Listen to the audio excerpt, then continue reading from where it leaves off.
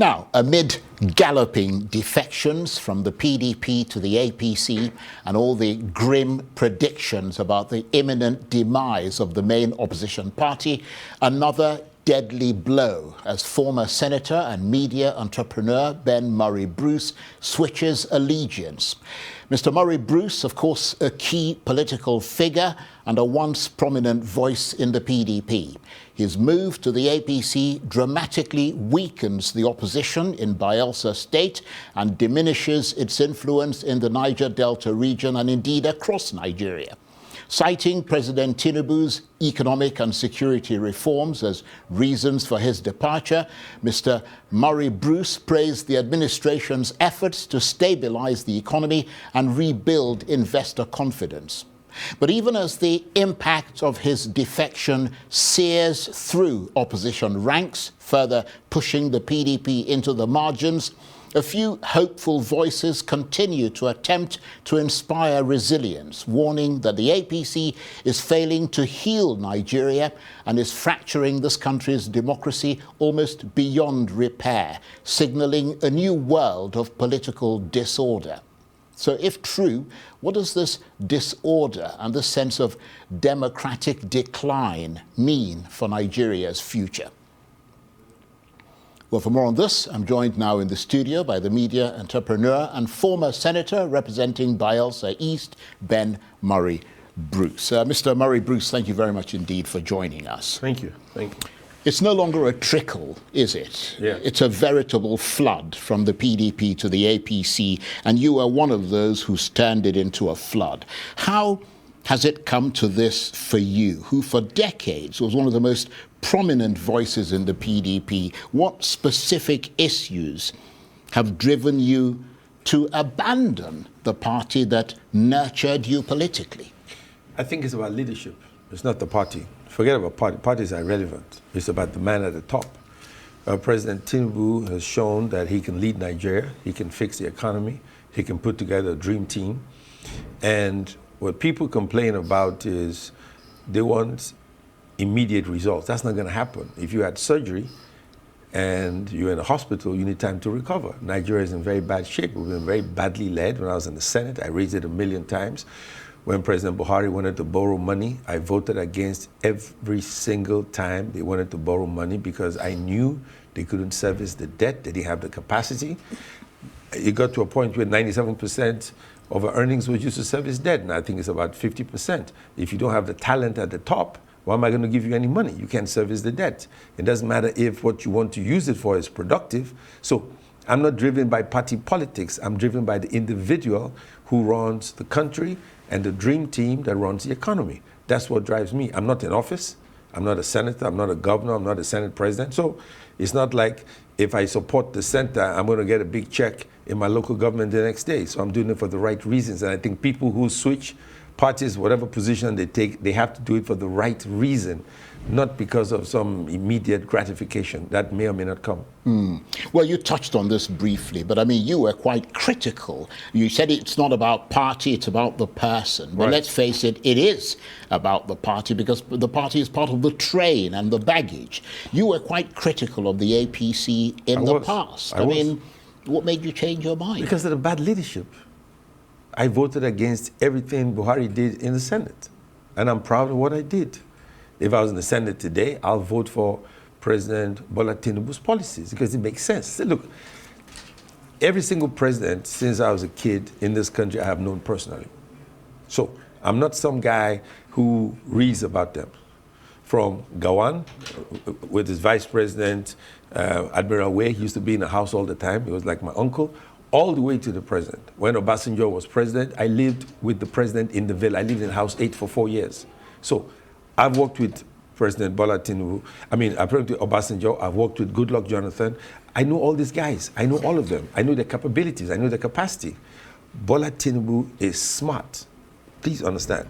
He is very, very intelligent. He is very, very smart. He understands policies. When he was running for president, one day I was with him. I said, you're going to appoint 42 ministers, 36 ministers. Some of them are political appointees. You're not going to know them. How are you going to make sure they can run the economy? And he said to me, all I care about and all I need are 8 ministers, and I will run Nigeria. the dream team. And that's what he has done. Finance, Wale, CBN, Yemi Cardoso, the NSA, Nuhu Ribadu, and Umahi for works, to name a few. Now, these guys are in the front line, and these guys have made a difference to the economy. Nobody can deny that. Now, inflation is what, 18%? Debt to service ratio is less than what, 60% now from 97%? Consumer confidence is coming back. You're going to argue that, say, well, people are suffering on the streets. Yes, they're suffering on the streets. It takes a while to fix the economy. You're not going to fix it overnight. So people say, but Bola Tinubu should fix the economy overnight. That's not going to happen. Right. It's going to take a while. Well, you talked about your having met and spent time with all Nigerian presidents. Yes, I mean, in the more sort of recent past. Right. I mean, where do you place President Tinubu in that pecking order? You said you know their capabilities. In terms of the economy, he's number one. You mean better than Obasanjo? Better than Obasanjo took over from the military. It was a horrible time. When Obasanjo took over, I was with him in the villa, in the living room one day. I said, Mr. President, we're in trouble. The dollar to the naira rate was $10 to oil was $10 to a barrel of oil.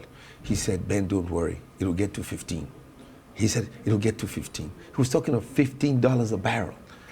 Now you're talking of guys who run the country at $100 a barrel, $75 a barrel. Obasanjo took over as a very horrible time in the history of the country. So you have to put it in context. What did he inherit? What happened? Nigeria needed to be united. Abacha had just died. There were a lot of problems in the country. So what Obasanjo did was to unite the country. Obasanjo was not the guy to grow the economy. We were in big trouble. Yeah, but he also grew the economy dramatically. He did. I mean, it became the biggest economy in Africa. Right. But if you look at what happened when he was president versus what Bola Tinubu inherited versus what President Jonathan inherited versus what Yar'Adua inherited, I mean, everybody ran the country at a different time in the history of Nigeria. So yes, he did a great job. Ngozi Okonjo-Iweala was a great finance minister. He had a dream team. Obasanjo had a dream team. Bola Tinubu has a dream team.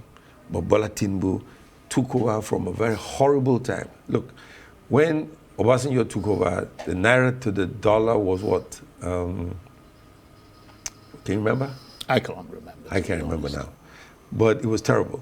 But when Bola took over, what, 1,500 to 1? That was the worst time in the history of the country. It was horrible. No, it wasn't actually 1,500 to 1. It was a lot lower than that. It was after he took the... He deregulated. Yeah, he employed the policies that he did, that it skyrocketed. It skyrocketed. And then came down a little bit. Right. So people are still, limping from the wound of that. I know, but it's a free market economy. But it's a free market economy. Yeah, but those are economic theories. I mean, when you talk about the impact of all of that on the ordinary person in Nigeria, in fact, the majority of Nigerians, that's what really counts, isn't it?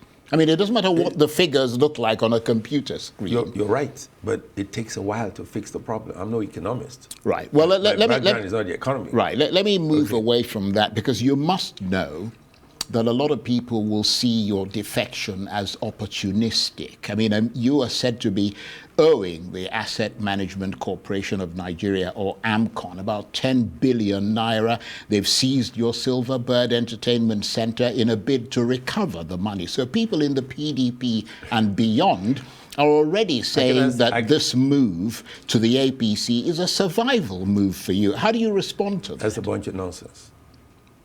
AMCON already has the asset. They own the asset now. So what purpose would it serve if I was in APC or AD or PDP or whatever party I belong to? They already have the asset. Well, there's always this notion in Nigeria that if you join the APC, all your troubles disappear. That's not true. I think everybody forgets what people stand for, what you stand for as a human being.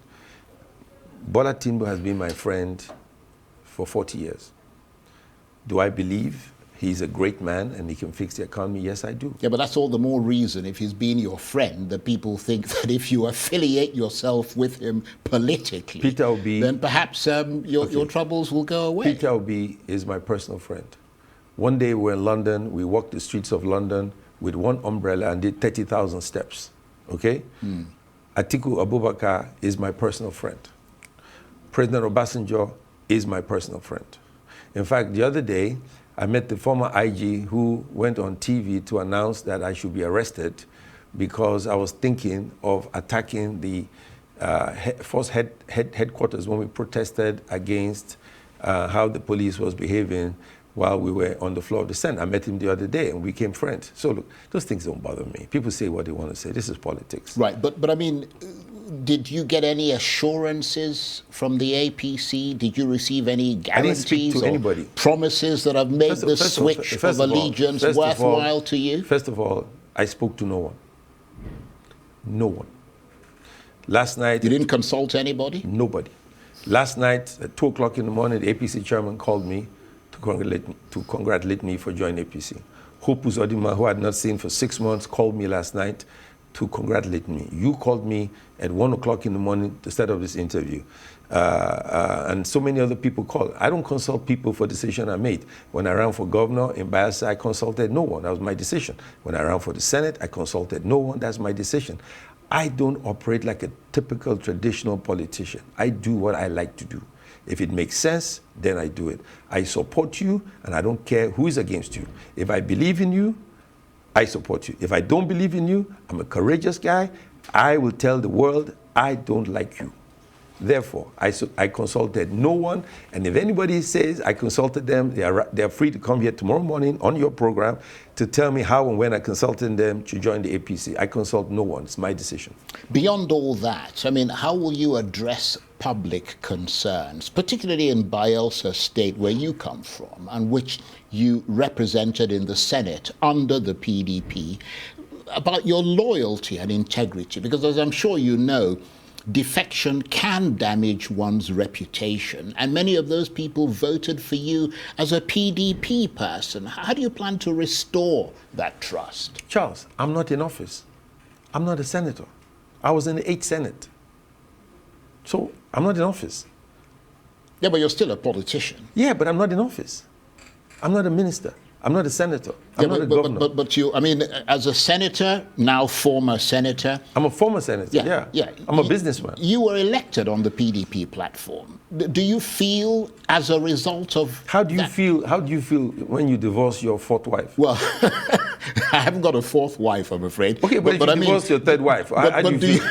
You're going to apologize. You're going to apologize for the rest of your life? Do you feel... How many wives do you have? No, but what I'm saying is that do you feel accountable to those constituents who voted for you?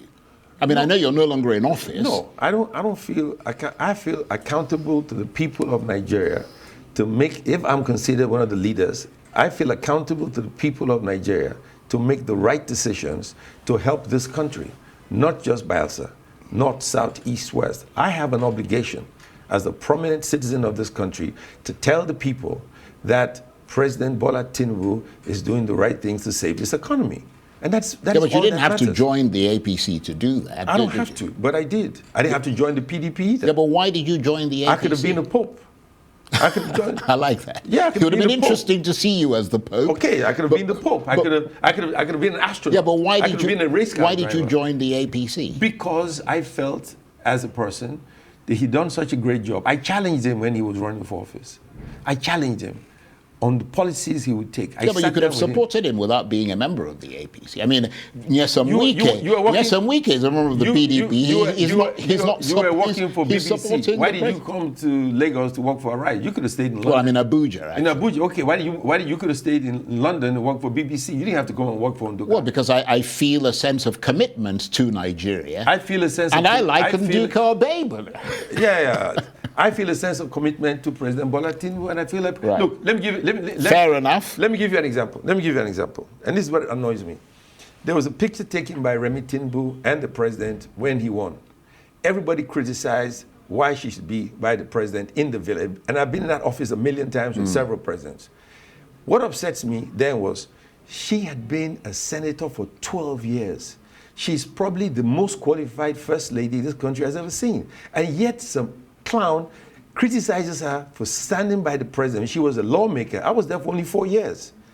And I think I'm pretty respected. She was there for 12 years. I worked with her in several committees. incredibly brilliant, smart, and she got criticized by standing by the president of Nigeria as a 3-time senator. And the people who work for her said nothing. And I think people criticize for the sake of being critical. And people don't think. And people must think. And that is why you're here working for Arise. You're not working for the BBC full-time anymore. Right? So what's your take on the current state of the PDP? Do you think the party is beyond redemption, or can it be salvaged? No, it'll be salvaged. This is just a phase that's going through. Look, everybody goes through this. When Obasanjo was president, he decimated every other political party. They all came back. Somebody said PDP will rule for 1,000,000 years. Now they're out of office. Look, all these things is irrelevant. It's personal interest and people's desire. People say, why go to the center? What benefit do I have by being in the center? I want what's best for Nigeria. I'm not in office. People in office, a local government chairman that goes from PDP or AD to PDP, how does it benefit the local government chairman because he goes to a party that's in the center? It's totally irrelevant. If they have nothing to say, be quiet. It's totally irrelevant. If you decide to join APC, explain why you want to join APC. And I just told you why I want to join APC. Because Bola Tinubu is doing a terrific job. I will say it today, I'll say it tomorrow. And if he isn't, I will tell him. But right now he is. So I'm very proud of him.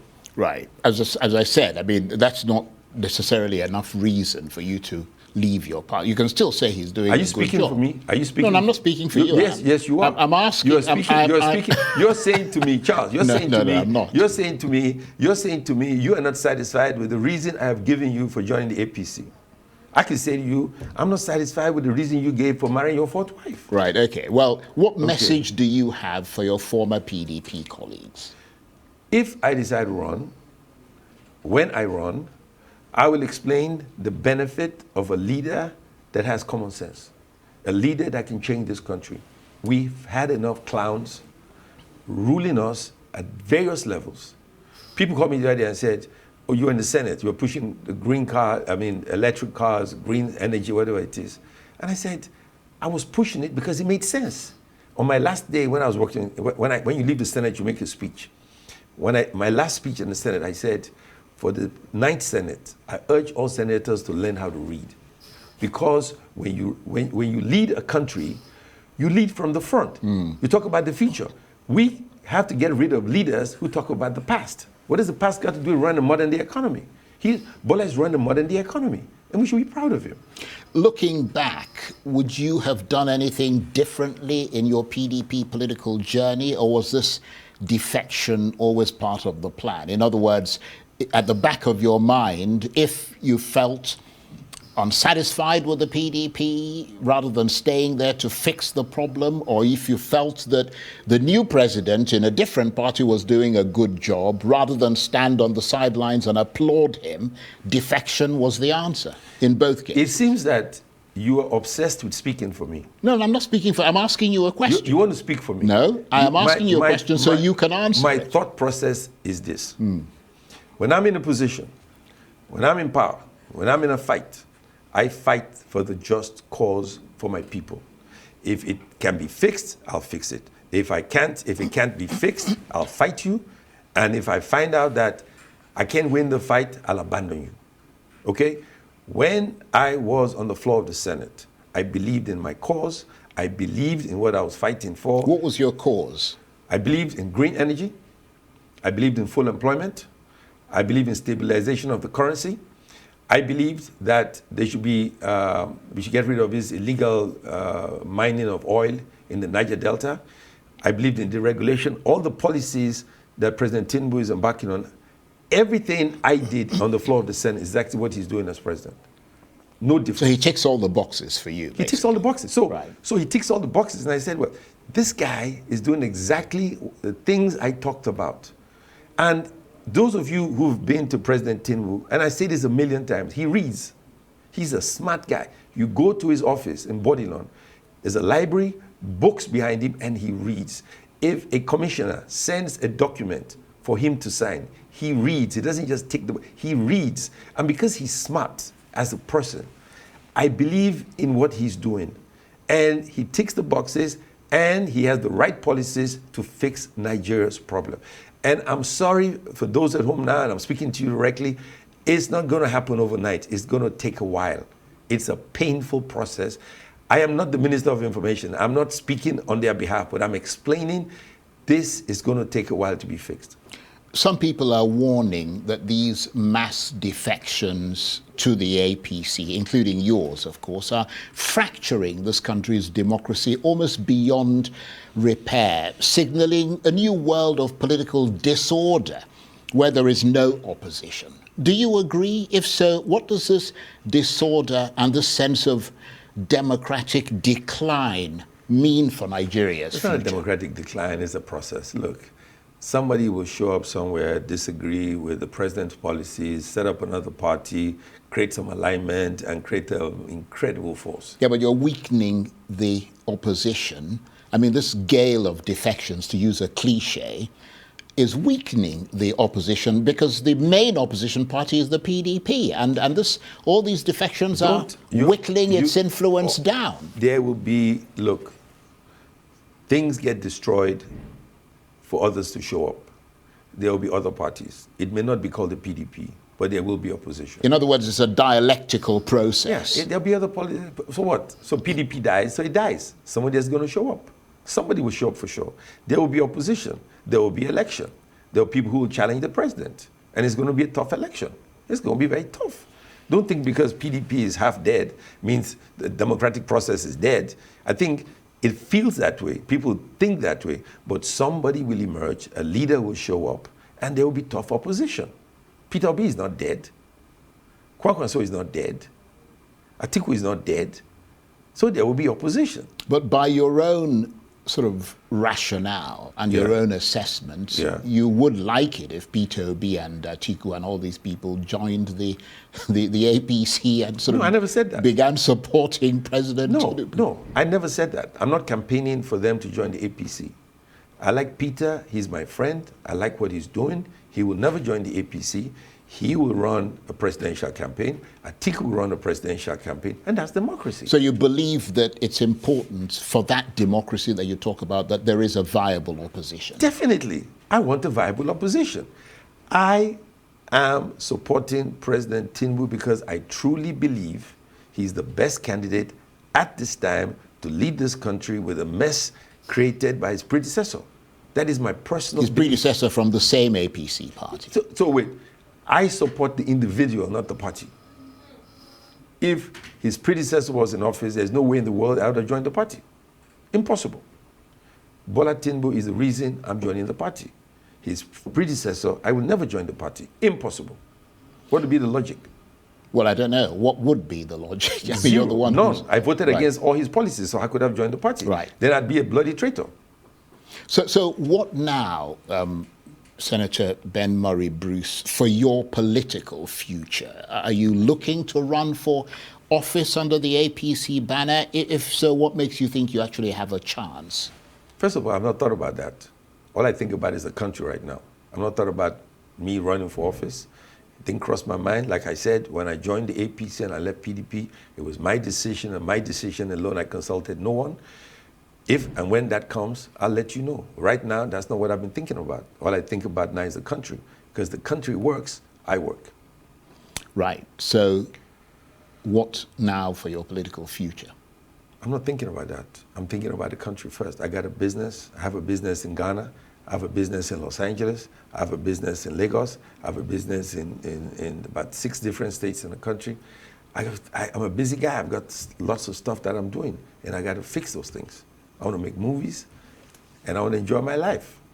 Well, I have to say that I'm come visit you in London. Well, I have to say that I enjoy going to your cinema here. I mean, that's about the only cinema that actually works. Thank you very much. And you tend to get the movies, the most current movies. Yes, in fact, I think you're on the same timeline as the Americans. So once it comes out, it comes out. We get it at the same time. But you should come see my studio in Los Angeles. It's beautiful.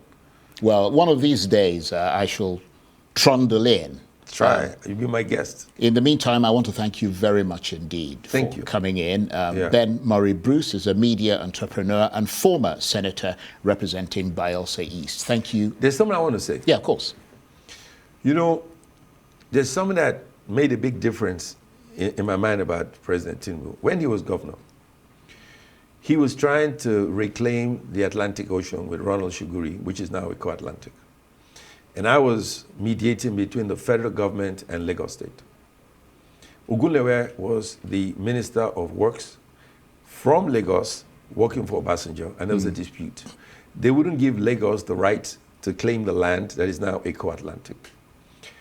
I was exasperated. And one day, I went to Bodilon to see Governor Tinubu. And I said, Governor, I am tired. The federal government, because of the laws at the time, would not allow us to reclaim the Atlantic Ocean to create what is now Eco-Atlantic, the most expensive real estate on earth. He stood up and he said, Ben, let me ask you a question. Are you standing on quicksand or firm ground? I said on firm ground. He said, Ben, if you're standing on firm ground, you keep fighting and you will win. That's the guy he is. I've known him for a long time. Eco-Atlantic is a multi-billion-dollar project today. I'm happy I was part of it. I've known President Tinubu for a long time. If he can stand his grounds against the government at this time and create this magnificent city, then I urge all Nigerians to support a wonderful guy like that. And I'm asking you to go buy some land and build your house for your 4 wives. Why are you laughing? Yeah, well, one is enough for me. Thank you very much good. indeed. All right. But Ben, good to see you. Thank you, and my thanks brother. a lot. Ben Murray Bruce, as I said, media entrepreneur, former senator representing Bayelsa East, and now a newly minted member of the APC. Thank you very much indeed. Good to see you again. All right, take care.